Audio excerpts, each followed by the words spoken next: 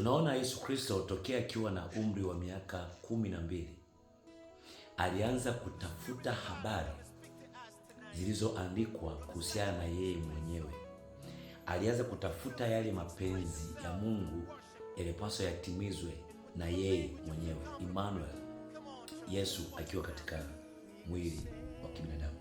Ukisoma Luka sura ya 2 mstari wa 41 hadi 52, akiwa na Yusufu pamoja na Maria, aliwaacha akakimbilia katika masinagogi.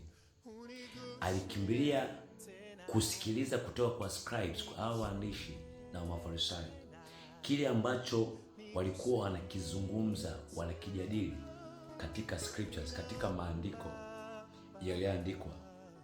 Biblia inasema alikuwa akiuliza na maswali, na watu wakatambua kwamba mtoto huyu ni mdogo kwa umri, maana alikuwa na miaka 12, lakini alikuwa anauliza maswali ya msingi. Alikuwa na search scriptures, akitafuta kile alichoandikiwa yeye kama sehemu ya unabii ili aweze kutimiza.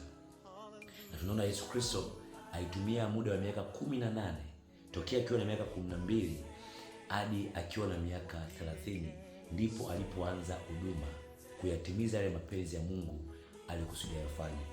Alijitafuta maandiko na akatafuta maarifa ndani ya miaka 18, lakini aliyatumia kwa muda wa miaka 3.5 na akamaliza kazi yake. Kwa hiyo tunapaswa kuwa na muda mrefu sana kutafuta maarifa ya Mungu ili tuweze kutumika sawa sawa na yale maarifa ya Mungu ambayo yanatuongoza sisi katika huduma na katika imani yetu ya Yesu Kristo.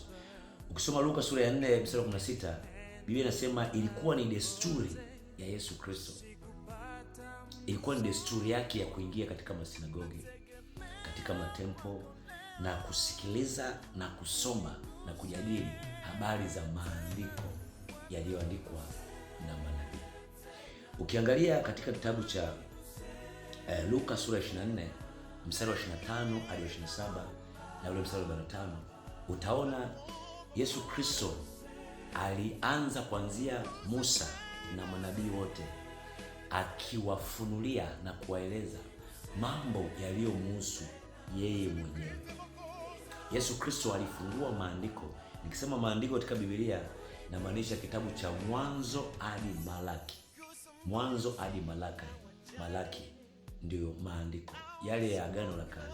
Kwa hiyo alianza kuanzia mwanzo, yani alianza katika sheria za Musa, kitabu cha Mwanzo mpaka sheria zote za Musa na manabii wote walioandika habari zake, akiwafunulia na kuwaonesha na kuwaeleza mambo yaliyomhusu yeye mwenyewe.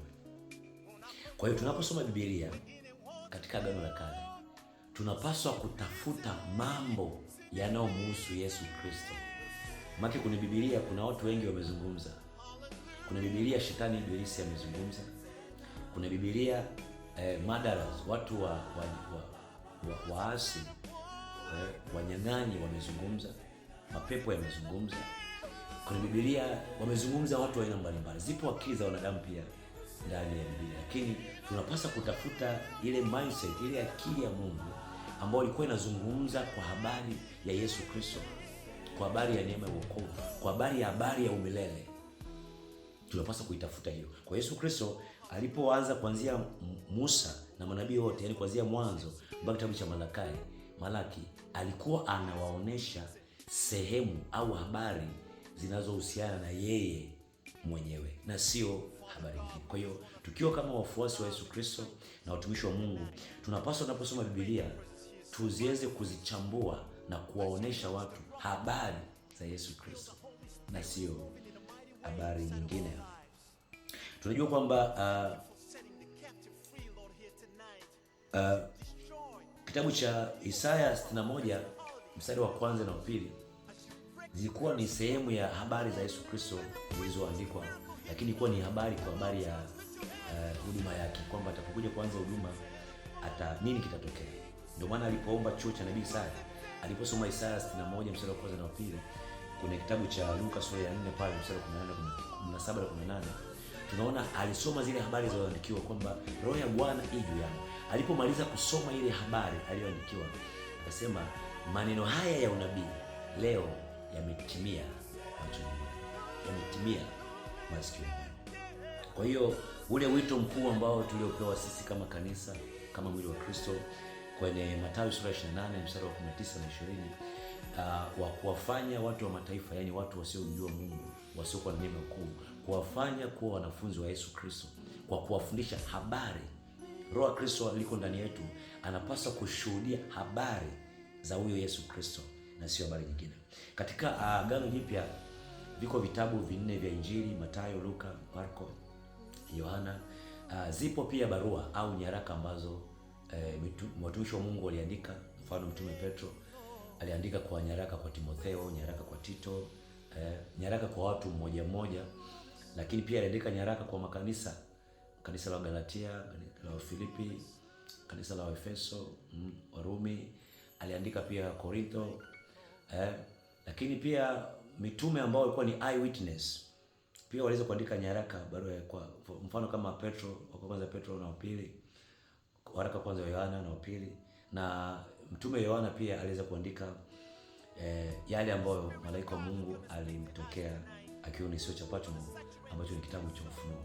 Hivi vitabu vya mwanzo vya Agano Jipya vimeandikwa na eyewitness, wale walioshuhudia, walikuwepo na Yesu Kristo katika mwili, ambao ni Mathayo, Marko, Luka na Yohana. Kwa hiyo tunaposoma maandiko, yani mwanzo hadi Malaki, na pia tunaposoma hivi vitabu vya Injili na vitabu na barua, zile nyaraka ambazo mitume waliandika, tunapaswa kuzitafuta na kuzifunua na kuzielezea habari zinazomhusu Yesu Kristo.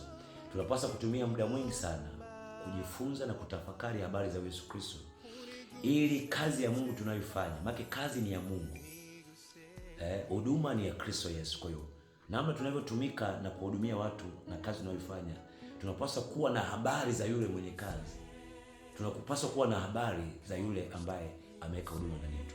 La sivyo tutajikuta tunatumika, lakini tunatumika katika udanganyifu, tukiwadanganya watu, tukiwaambia watu habari ambazo sio za yeye mwenye kazi, sio za yeye mwenye huduma Yesu Kristo aliyetutuma. Aidha tunafanyia udanganyifu au tunajikuta tunafanya manipulation, kwa sababu hatuna kitu cha kuambia. Maana aliposema kuwafanya mataifa ni kuambia habari zake yeye, na aliposema kwamba Roho Mtakatifu atakuja kama msaidizi ni ili kufunua, ili kueleza, ili kushuhudia ndani yetu habari za kwake Yesu Kristo, na sio kuambia watu habari zetu sisi, kuwatazamisha watu watuone sisi, hapana. Kwa habari ya vitu wavione vitu, hapana. Kuwatazamisha watu, tunapofundisha na kuhubiri, watu wamuone Kristo Yesu, kwa maana Roho wa Kristo atashuhudia habari za Kristo Yesu. Mungu awabariki sana. Jina langu naitwa Mtume Daktari Wilson Masawe. Nawapenda sana.